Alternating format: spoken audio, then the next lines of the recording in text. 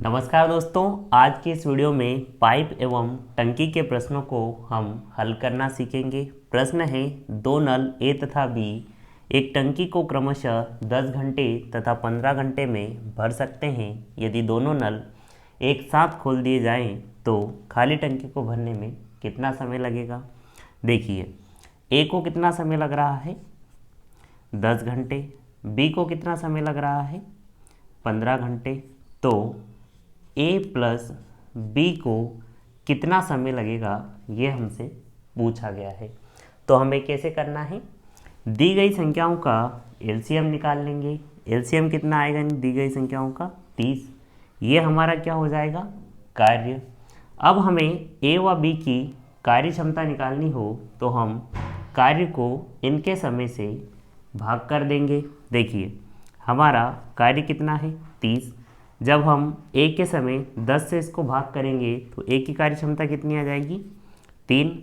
B के समय 15 से भाग करेंगे तो बी की कार्य क्षमता कितनी आ जाएगी 2। इन दोनों की कार्य क्षमता कितनी हो जाएगी 3 2 5। अब हमें समय निकालना है। तो देखिए, हमारा कार्य कितना है 30 और इन दोनों की कार्य क्षमता कितनी है 5। तो हम 5 से भाग कर देंगे तो कितना आ जाएगा 5 छंग 30। तो 6 घंटे हमारे इस प्रश्न का उत्तर होगा। आया आपको समझ में। अब हम अगला प्रश्न करते हैं। अगला प्रश्न है, नल ए किसी टंकी को 12 घंटे में भर सकता है। तो ए को कितना समय लग रहा है 12 घंटे, जबकि नल बी 15 घंटे में भर सकता है। बी को कितना समय लग रहा है 15 घंटे। तीसरा नल सी भरी टंकी को 20 घंटों में खाली कर सकता है। देखिए, सी जो न है वो 20 घंटे में खाली कर रहा है। जो खाली कर रहा है उसके साथ हम माइनस का चिन्ह लगा देंगे। आगे क्या बोला है, यदि तीनों नल एक साथ खोले जाएं तो टंकी को भरने में कितना समय लगेगा। मतलब हमें बताना है ए प्लस बी प्लस सी इन तीनों को कितना समय लगेगा। तो हम दी गई संख्याओं का पहले एलसीएम निकाल लेंगे। एलसीएम कितना आ जाएगा इनका 60। ये हमारा क्या रहेगा कार्य।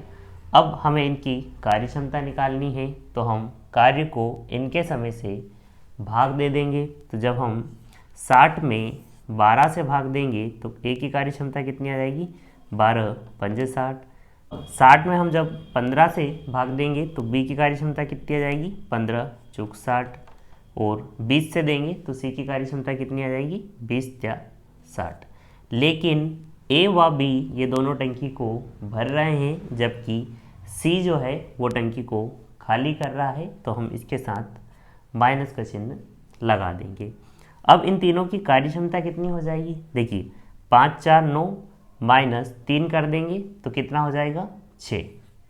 ठीक है, मतलब जो टंकी है वो 5 4 9 मतलब 9 की कार्य क्षमता से क्या हो रही थी भर रही थी, जबकि जो सी है वो 3 की कार्य क्षमता से उसे खाली कर रहा है। मतलब 9 में से 3 जाएगा तो 6 की कार्य क्षमता से वो भरा रही है। ठीक है, तो अब हमें समय निकालना है। तो देखिए, कार्य कितना है अपना 60 और इन तीनों की कार्य क्षमता कितनी है 6।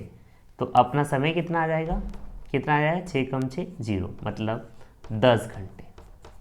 10 घंटे आपके इस प्रश्न का उत्तर होगा।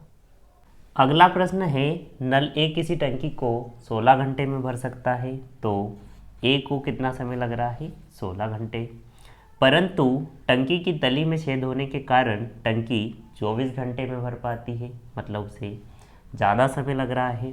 तो ए प्लस छेद इन दोनों के कारण कितना समय लग रहा है, तो आप कहेंगे 24 घंटे। अब हमसे क्या पूछा है कि यदि टंकी पूरी भरी हो तो इस छेद के कारण कितनी देर में खाली हो जाएगी। मतलब हमें बताना है कि पूरी भरी हो तो इस छेद के कारण कितने समय में खाली हो जाएगी। तो हम दी गई संख्याओं का लघुत्तम समावर्तक निकाल लेंगे। वो कितना आएगा 48। ये हमारा क्या हो जाएगा कार्य। अब हमें कार्य क्षमता निकालनी है तो हम इनके समय से कार्य में भाग कर देंगे। देखिए, 48 में हम जब 16 से भाग करेंगे तो कितना हो जाएगा 16 48। 24 से भाग करेंगे तो कितना आ जाएगा, 24 दूर 48। अब हमें इसकी कार्य क्षमता निकालनी है। देखिए ए की कार्य क्षमता 3 थी, लेकिन छेद के कारण क्या हो रहा है कि इसकी कार्य क्षमता कम हो रही है। कितनी कम हो रही है, 3 में से 2 घटा देंगे तो छेद की कार्य क्षमता आ जाएगी, कितनी आ जाएगी, 1। 3 में से 2 जाएंगे तो 1 आ जाएगी। और छेद के कारण टंकी क्या हो रही है, खाली हो रही है। तो खाली हो रही है तो हमें माइनस लेना है। अब हमें समय निकालना है। तो देखिए कार्य कितना है हमारा, 48, और इस छेद की कार्य क्षमता कितनी है, 1। तो हम यहाँ 1 लिख देंगे तो कितना समय आ जाएगा, 48 घंटे। ठीक है, तो ये आपके इस प्रश्न का उत्तर होगा। आया आपको समझ में। अगला प्रश्न है, नल ए किसी टंकी को 36 मिनट में भर सकता है। तो ए को कितना समय लग रहा है, 36 मिनट। नल बी 45 मिनट में भर सकता है, तो बी को कितना समय लग रहा है, 45 मिनट। जबकि नल सी भरी टंकी को 30 मिनट में खाली कर सकता है, तो सी कितने समय में खाली कर रहा है, 30 मिनट में। तो हम दी गई संख्याओं का पहले एलसीएम निकाल लेते हैं। वो कितना आएगा, 180। ये हमारा क्या रहेगा, कार्य। अब हम इनकी कार्य क्षमता निकालने के लिए इनके समय से कार्य में भाग देंगे। 180 में जब हम 36 से भाग देंगे तो ए की कार्य क्षमता कितनी आ जाएगी, 5। 45 से भाग देंगे तो बी की कार्य क्षमता कितनी आ जाएगी, 4। 30 से भाग देंगे तो सी की कार्य क्षमता कितनी आ जाएगी, 6।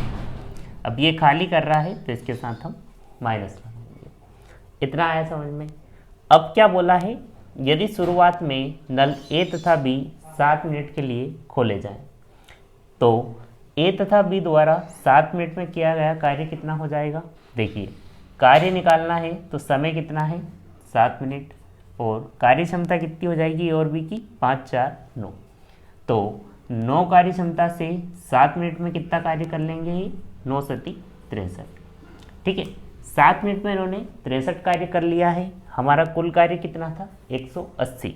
अब 180 में से हम 63 घटा देंगे तो कितना बचेगा, 117। ठीक है, अब ये जो 117 कार्य है ये शेष कार्य है। आगे क्या बोला है, उसके बाद नल सी भी खोल दिया जाए तो टंकी को भरने में कितना समय लगेगा। ठीक है, अब देखिए ए बी सी इन तीनों की कार्य क्षमता कितनी हो जाएगी, ए बी सी।